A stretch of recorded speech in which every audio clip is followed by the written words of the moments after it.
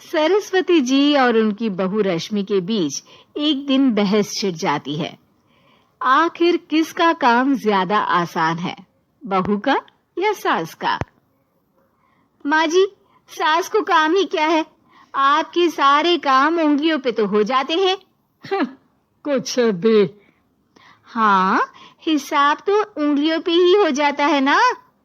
अरे बेटा, ऐसा सिर्फ अभी लगता है।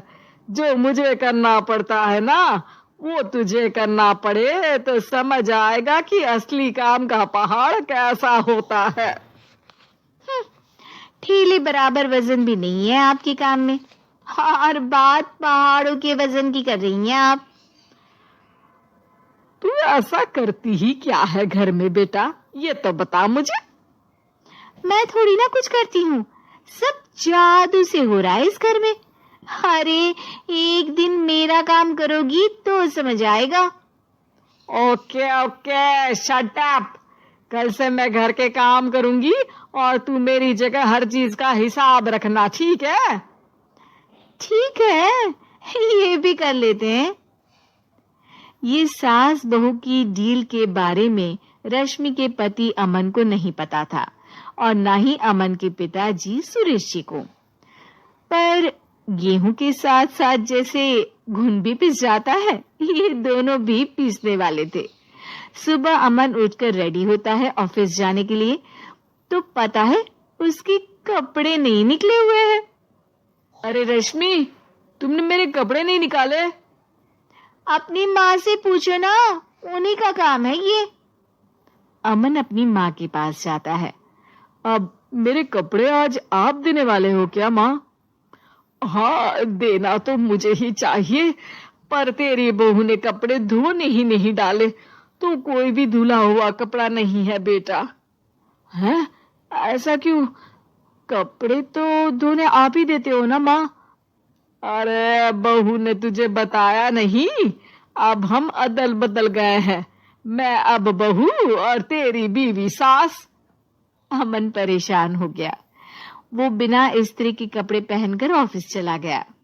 सरस्वती जी अपने घुटने के दर्द के कारण झुककर घर साफ नहीं कर पा रही थी, और ना ही खाना बनाना याद रख पाई।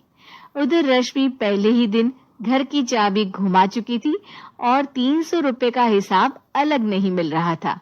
पर दोनों का ही घमंड कैलाश पर्वत से भी बड़ा था, और दोनों ही खेमे एक दूसरे की बात मानने को बिल्कुल तैयार नहीं थे। शाम को जब सुरेश जी और अमन खाना खाने बैठते हैं, तो सरस्वती जी उनके सामने गाजर और पपीते लाकर रख देती हैं। अरे माँ, ये क्या है? ख्याली पुलाव के साथ सलाद।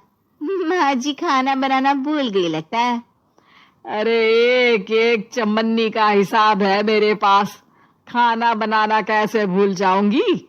ये तो मैंने पढ़ा था कि फल फ्रूट खाने से सेहत अच्छी रहती है, इसीलिए ये ले, एक फल खा ले। रात को सुरेश जी और अमन अपनी मीटिंग बिठाते हैं अकेले में।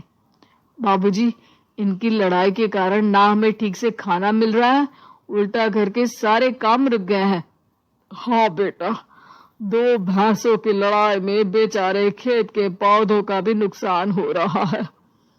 पर पापा, क्या बताऊं आपको, मैंने माँ को इस महीने की 2 तारीख को बिजली के बिल के पैसे दिए थे। आज बिल भरने के लिए मांगने गया तो पता चला कि रश्मि उन पैसों से गैस सिलेंडर ले आई। अच्छा, तो सिलेंडर के पैसों का क्या हुआ? सिलेंडर के तो कोई पैसे नहीं थे बाबूजी, हमारे घर पर गैस की पाइपलाइन लगी है ना। बेटा, इन दोनों का कुछ करना पड़ेगा, नहीं तो अपने घमंड के चक्कर में पूरा घर बर्बाद कर डालेंगी ये दोनों। अमन और सुरेश जी काफी सोच विचार के बाद एक निष्कर्ष पर पहुंचते हैं। रात ही को दोनों अपनी पत्नियों की अलमारी से नई साड़ी निकालते हैं, और सुबह जब रश्मि और सरस्वती जी उठते हैं तो देखते हैं कि दोनों पति साड़ी पहनकर चढ़ाव पर सब्जियां काट रहे हैं। अरे, ये सब क्या हो रहा है? क्या हो रहा है मतलब? आप दोनों अदल बदल हो सकते हो तो हम क्यों नहीं? अरे क्या मतलब? नहीं नहीं, मेरी भी बचपन से किसी की बहू बनने की इच्छा थी। तो आज से सरस्वती तुम बड़ी बहू, मैं मिडल बहू और अमन छोटी बहू। अरे लेकिन सब घर पर बैठ जाएंगे तो कमाएगा कौन? ये घर कैसे चलेगा? अब वो तो भैया या बाकी लोग जाने। अब हमने भी अदल बदल कर ही लिया है तो कुछ नहीं हो सकता।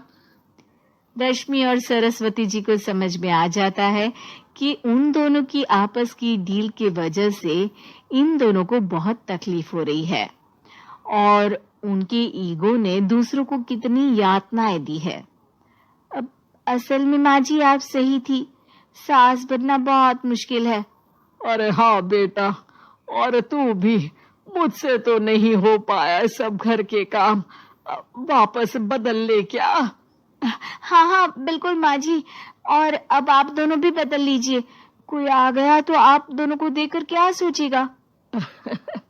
अच्छा है, आप दोनों के समझ में ये बात तो आई। मैं फटाक से कपड़े बदल लेता हूँ। अरे रुक जा बेटा, एक फोटो ले लेती हूँ तेरी। मेरी बेटी होती तो तेरे जैसी ही दिखती साड़ी में।